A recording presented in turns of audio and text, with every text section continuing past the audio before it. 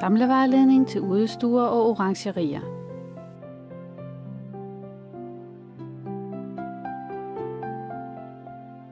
Læg alle delene ud på et åbent område i din have og kontroller, at alle beskrevne dele er leveret. Hvis du åbner kasserne med en kniv, er det vigtigt, at du er forsigtig med at skære i tæppen langs med kassesamlingen, for ikke at beskadige eventuelle dele i kasserne. Klargøring af hjørnestolper.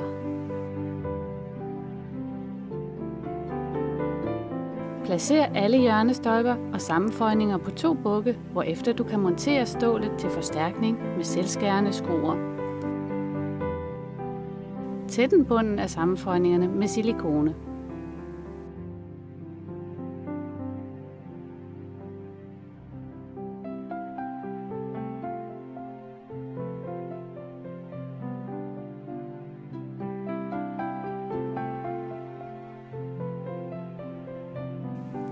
Afkortning af ekstern drypkant og montering.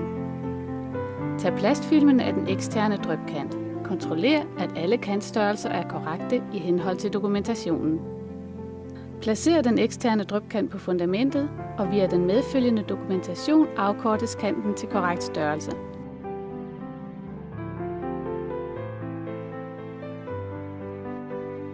En silikonekant påføres langs fundamentet, og drypkanten placeres ovenpå.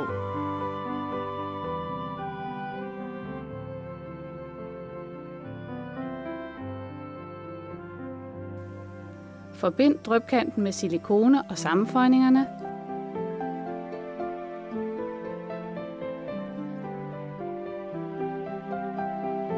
Monter dem med 5 mm skruer og tætten skruehoderne med silikone.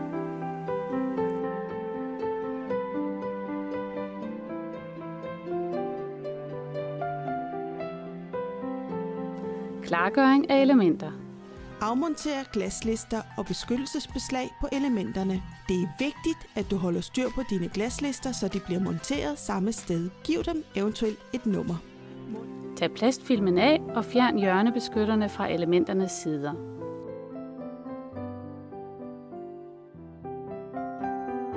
Det er meget vigtigt at skrue nøglerne til døren af dørens sider, og at de opbevares et sikkert sted. Dørhåndtagene leveres med 2 forskellige størrelser fastgøringsskruer. Hvis du har elementer, som er 58 mm tykke, skal du bruge de mindre skruer. Og hvis du har elementer, der er 70 mm tykke, skal du bruge de længere skruer. Oplysninger om størrelse fremgår af dokumentationen. Fastgør dørhåndtagene til dørene ved at skrue skruerne i fra bygningens indvendige side. Anvend hætterne til at skjule skruehoderne.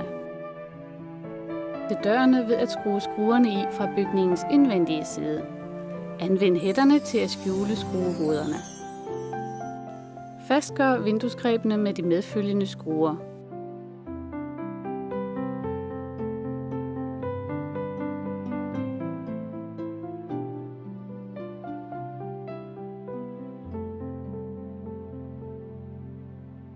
Anvend hætterne til at skjule skruehoderne. Rejsning af elementer på den eksterne drypkant. Beregn placeringen af elementer og døre. Se dokumentationen og bestem, hvor du vil begynde. Forbind elementerne på den eksterne drypkant ved at påføre en silikonekant på den eksterne drypkant 1 cm fra drypkantens bagside, og placer derefter elementet oven på tætningen. Bor i bunden af elementet. Skru ind i drypkanten, når elementet er på plads, og anvend 2 skruer til hver sektion af elementet. Det er vigtigt, at du placerer skruer 15 cm væk fra hjørnesvejsningerne, hvor det er muligt. Anvend 5 cm skruer. Ved fastgøring af elementernes sider placeres de 2 elementer sammen med en sammenføjning imellem dem.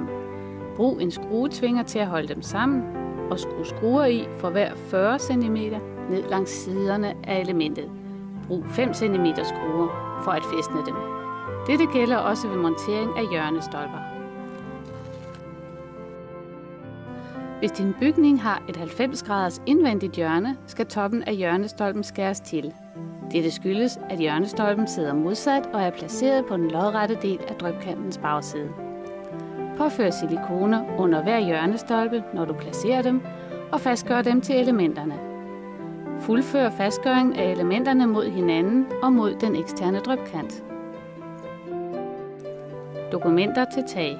Du skal læse og forstå de medfølgende dokumenter til taget, før du begynder monteringen. Det anbefales at anvende stillads, når du arbejder med taget. Det første, der skal monteres på taget, er ringbjælkens sektioner. Disse er markeret i dokumentationen, som for eksempel BM1, BM2. Det er vigtigt, at du placerer den rigtige sektion af ringbjælken på den rigtige plads. Placer også vandafløbet på den rigtige plads.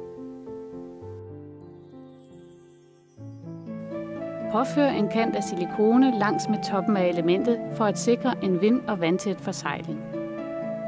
Placer den første sektion af ringbjælken på plads oven på elementet.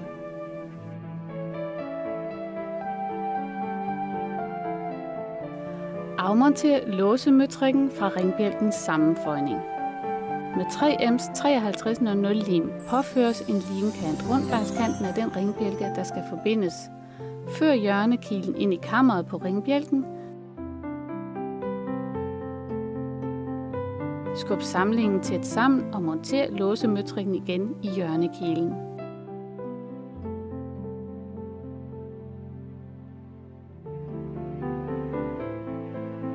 Fastgør alle sektioner af ringbjælken oven på elementerne på samme måde. På indersiden af ringbjælkesammenføjningerne tætnes igen med 3M's 5300 lim for at tætne mod vand. Kontroller, at alle samlinger er godt tætnede for at undgå problemer i fremtiden. Bor gennem toppen af elementet og ind i ringtætningskammeret. Det er vigtigt, at du ikke borer ind i vandrenden. Og fastgør med en 5 cm skrue. 2 skruer per sektion per element. Monter nu ringbjælkens hjørneafdækninger. Fjern klæbepuderne og påfør en kant af 3M 5300 lim ned langs midten af hjørneafdækningen. Placer den på samlingen og tryk på plads. Bemærk, at der ikke er hjørneafdækninger for indvendige 90 graders hjørner. Dette gælder både for ringbjælkens inder- og yderside. Gavladaptere. Placer gavladapteren oven på ringbjælken, hvor gavlrammen skal placeres. Bor og skru på plads med 5 mm skruer. Det er vigtigt at påføre silikone over toppen af skruehovederne. Placer gavlrammen på 2 stativer, marker 15 mm fra gavlrammens spids og afskær. Derved kan gavlrammen sidde oven på gavladapteren.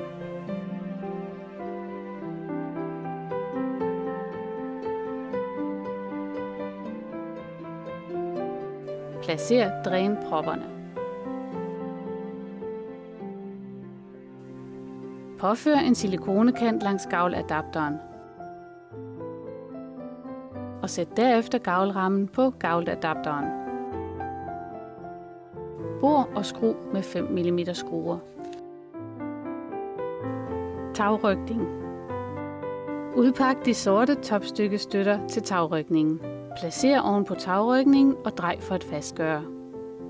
Placer tagrygningen oven på gavlrammerne og fastgør den midlertidigt med skruetvinger.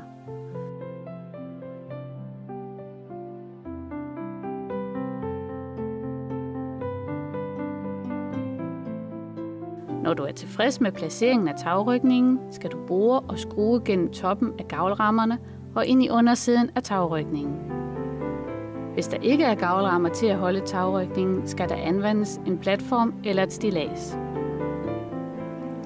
Skotrende. Anvend dokumentationen over tagplanen. Saml skotrenderne via venstre og højre skotrendesektion. Se tegningen. Skotrenderne er markeret VA1, R, H, hvilket betyder skotrende 1 højre og skotrende 1 venstre.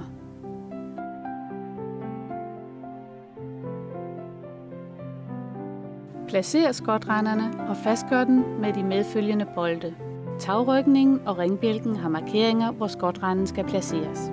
Det er vigtigt, at du ikke fjerner markeringerne, da tagbjælkerne ellers ikke rettes ind mod hullerne. Afkort skotrendens topstykker. Bank let på plads på skotrenden og tæt den topenden med silikone. Bemærk, at skotrendens topstykke og bundstykkerne skal afkortes og tilskæres på stedet. Anvend dobbeltklæbende tape på den opretstående del af skotrenden, hvilket fastholder bunden af glasset. Vinduessprosser.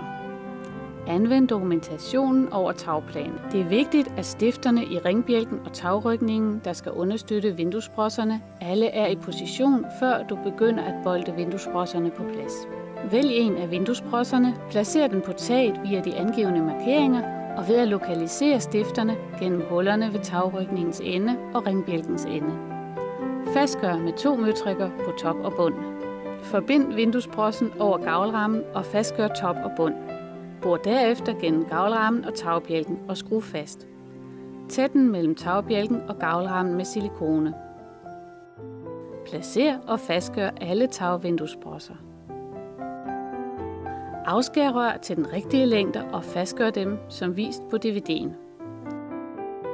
Bemærk, at hvor en vinduessprosse kommer i kontakt med en anden vinduessprosse, skal denne tætnes med silikone, f.eks. skiftespær mod gratspær eller skiftespær mod skotrender.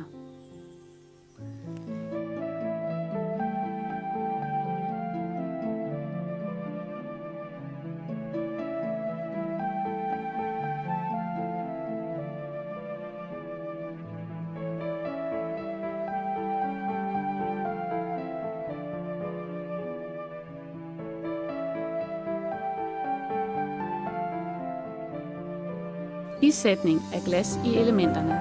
Nødvendigt værktøj, et stykke gummihammer, et stykke glasudtagningsværktøj og et stykke glasisætningsværktøj. Vælg først et vindue at begynde med. Afmonter glaslisterne fra vinduet og placer glaslisterne på gulvet i rækkefølge.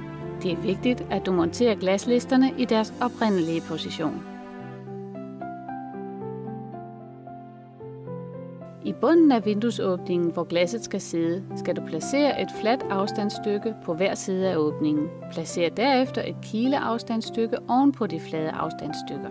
Vælg den glasenhed, der skal anvendes. Fjern glasbeskyttelsen fra glasset. Før fingeren rundt langs vinduesrammen og mærk efter noget, der kan beskadige glasset. Og placer glasset oven på afstandsstykkerne. Tag en af glaslisterne og bank den på plads, indtil den giver et klik med gummihammeren.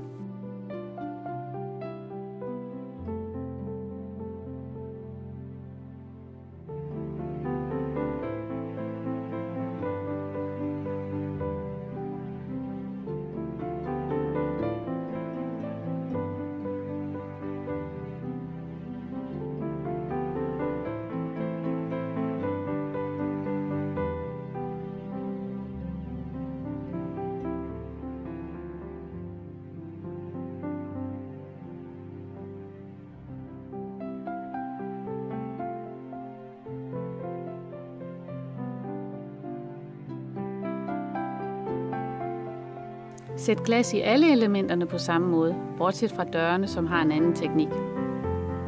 Tag glasset ud af dørene som ovenfor, og placer de flade afstandsstykker som vist herunder. Placer derefter et kileafstandsstykke i bunden af døren, oven på det flade afstandsstykke, og isæt glasset i bunden af døren.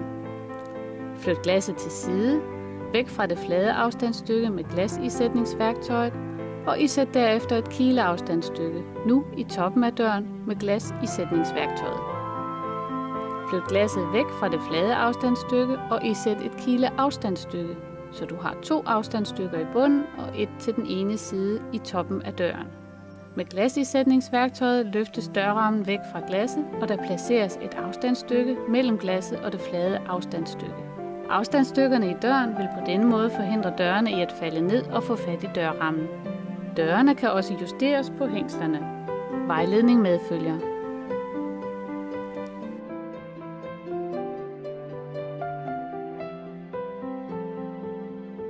Rykningens topstykke. På nogle designvinterhaver monteres et topstykke.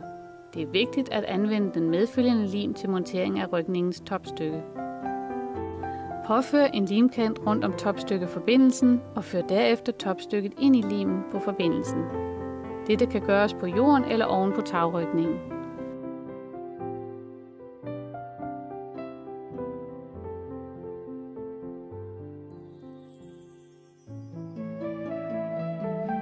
Løft topstykket på plads oven på tagrygningen og bank det let på plads, indtil det sidder sikkert. Afsnit 44.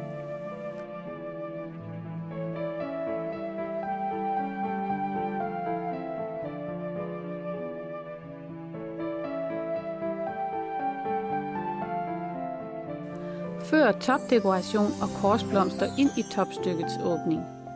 Topdekorationen skal muligvis afkortes.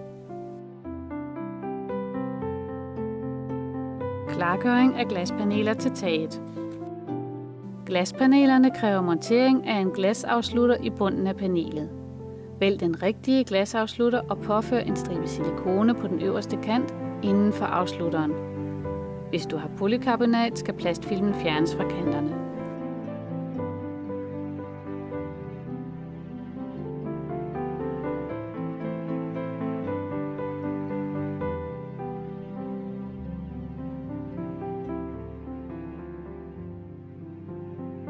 Monter alle glasafslutterne på denne måde.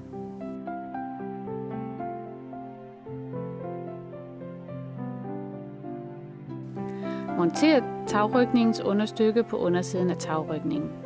Dette gøres ved at banke let på understykket, indtil det klikker på plads. Det er vigtigt at montere eventuelle trækstænger, før du begynder at montere glas i taget. Tagrygningens understykke skal monteres på tagrygningen, før eventuelle trækstænger monteres. Montering af trækstænger er vist i vejledningen til tagmonteringen. Isætning af glas i taget. Placer glaspanelerne i taget ved hjælp af dokumentationen til tagmonteringen.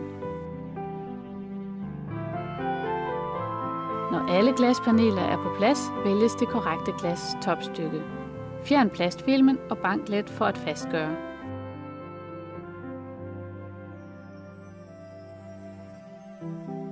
Arbejd dig rundt om taget og fastgør alle glastopstykker. Hvor glastopstykkerne sidder mod en anden UPVC-komponent, skal samlingen tætnes med silikone. Gavlens sternbræt kan nu bankes let på plads, og tagrygningens endestykker kan placeres. Tætn alle samlinger med silikone.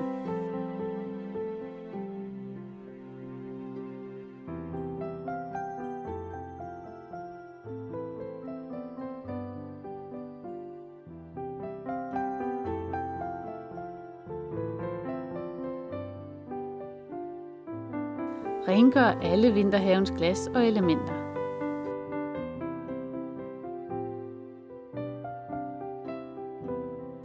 Tætn de udvendige samlinger mellem ringbjælken og toppen af elementerne med silikone.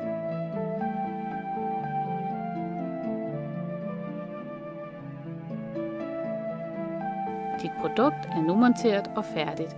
God fornøjelse!